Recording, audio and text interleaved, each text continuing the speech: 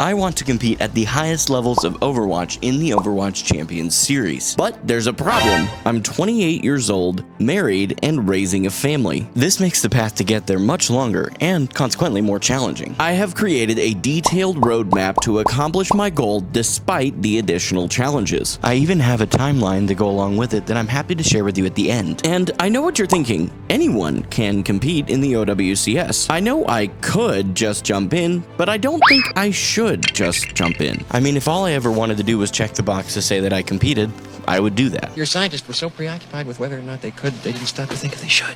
At the start of my journey in May of 2023, my dream was to compete in the Overwatch League. The Overwatch League itself seemed incredibly exciting to me, but at the time, there really wasn't a clear path on how to get in. And then, seemingly out of nowhere, the league itself came to a complete and abrupt end. And if we're being honest, the moment that made boys cry was Obi-Wan and Anakin's epic duel in Star Wars Episode 3, but the moment that made grown men shed tears was when Zoe delivered that heartfelt speech marking the end of the Overwatch League. But from the ashes of the league, the Overwatch Champions series emerged. I mean, whether you love it or hate it, the route to get into the OWCS is very clear and very simple. However, simply participating in the Overwatch Champions series wasn't enough for me. My new goal quickly became to place in the top 50 teams of the competition. Since then, I've experimented with various strategies and approaches. Honestly, I didn't even have a clear direction until I started making this video. Now, I finally have a solid plan in place. Right now, I find myself feeling stuck in what many refer to as ELO Hell, otherwise known as Platinum. Let's be honest, the gap between a Platinum player and the top 50 teams of the OWCS feels like not just one Grand Canyon, but at least 4. While your public rank may not be the most precise measurement of your skills, it definitely serves as a great indicator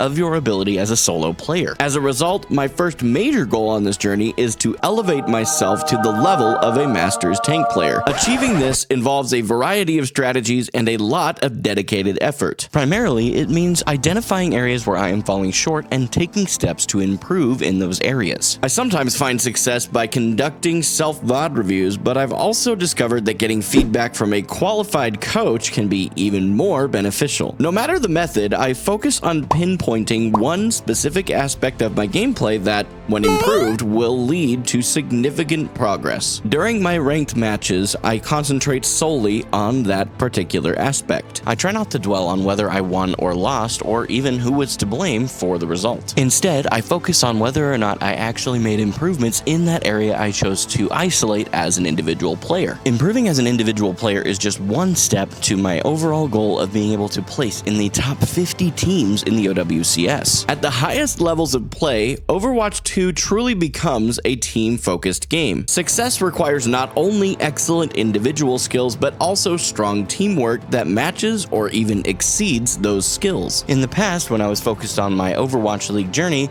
the goal was to utilize the social media following that I have to attract teams in the contenders area and network my way up from there. However, I have since discovered the next vital step: participating in Scrims. For those who might not know, Scrims are practice sessions specifically designed for honing team play. Personally, I plan to form a team of like-minded individuals who are eager to compete alongside me as we strive together to compete in the OWCS. So far, I feel like I've made pretty good progress in this area. I mean, we even scrimmed together for a while under the team name Hopium. However, we recently recognized the need to bring our individual skill ratings more closely together to enhance our overall performance. By focusing on teamwork in these scrims, we can develop better communication and coordination, which are essential for success in high-stakes competitions. My goal is to create an environment where each member can grow together, ultimately pushing us all toward that top 50 spot. My biggest challenge, though, goes well beyond Overwatch, and that's actually the area of my finances. Right now, I can't afford to drop to part-time work and support my family. At the start of this journey, I was actually a full-time content creator. I was fortunate enough to be in that situation because of some very supportive family members and driving for Uber and Lyft part-time. However, it felt like everything changed overnight when our emergency fund ran out, leaving us in a really tough financial situation. And that's when I realized I had to put my family first and step back from being a full-time creator. The struggle became very real in that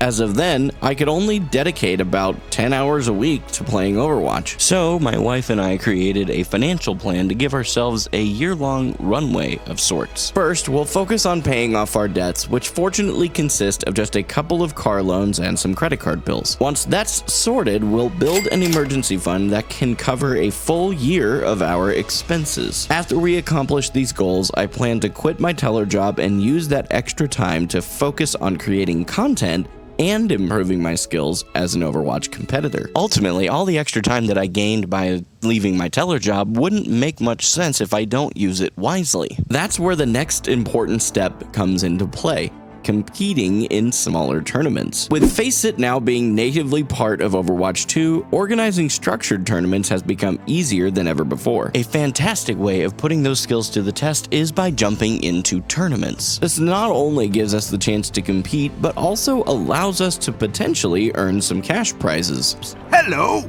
I like money. By combining this tournament experience with the additional content I'm creating, I can support my family better. Plus, this could help my team gain some social media attention and attract potential sponsors. I mean, in a perfect world, this opportunity would open the teammates' doors to leaving their 9-to-5s if they so chose. You see, it's very important to me that as I grow and succeed, that I am not the only one reaping the benefits. Even after accomplishing all of these steps, I truly believe there's one more important thing I can do. At this point, I can only imagine that I'll be working hard to reach Grandmaster as a player. If I'm not already at that level, I will focus on closing the gap in order to get there. However, simply reaching the Grandmaster rank isn't the end goal I have in mind here. My real aim is to be among the top 25 tanks in the North American region. This might not seem like that big of a deal when it comes to the OWCS, but it does mean something very important to me. By striving for this goal, I can build even more self-confidence in my abilities as a player. It's not just about the rank. It's about knowing that I can compete at a high level and be among the best. I would hope to complete everything I need to do in less than a year so I can be ready to compete in 2025. However, it's crucial to understand the difference between what I hope for and what is actually possible. In truth, competing in 2025 may not allow me to reach my ultimate goal of being in the top 50 teams. On the other hand, competing in 2026 is still a big challenge, but it feels much more achievable. I didn't begin this journey because I was afraid of facing obstacles. So yes, competing in the OWCS in the year 2026 is my ultimate timeline, and is the timeline that I promised I would share with you. While this roadmap and timeline to accomplish it are clear, an additional challenge I had to overcome was making the time to walk down this path.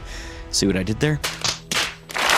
In this video right here, I share some surprising sacrifices I had to make in order to make that time.